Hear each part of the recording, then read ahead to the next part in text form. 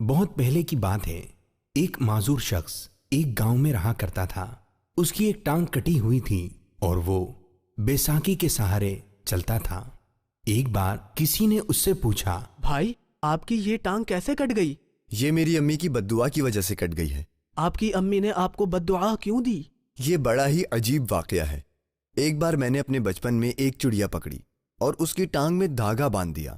اسی دوران وہ میرے ہاتھ سے ایک دم چھوٹ گئی اور وہ بیچاری اپنی جان بچانے کے لیے اڑتے اڑتے ایک دیوار کی دڑا میں گھس گئی، مگر دھاگا باہر ہی لٹک رہا تھا۔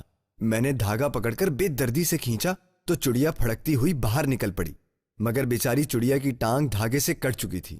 میری امی یہ دیکھ کر بہت ناراض ہوئیں اور ان کے منہ سے میرے لیے بددعا نکل گئی، جس طرح تو نے اس بے زبان چڑیا کی ٹانگ کاٹی ہے، اللہ پاک تیری بھی ٹانگ کاٹے۔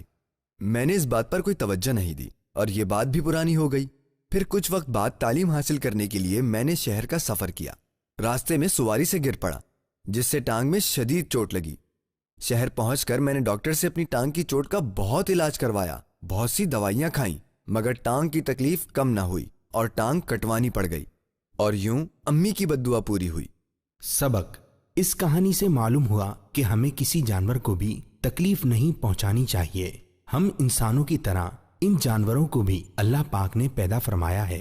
انہیں بلا وجہ تکلیف دینے سے اللہ پاک ناراض ہوتا ہے، اور اگر ان کا خیال کیا جائے تو اللہ پاک خوش ہوتا ہے۔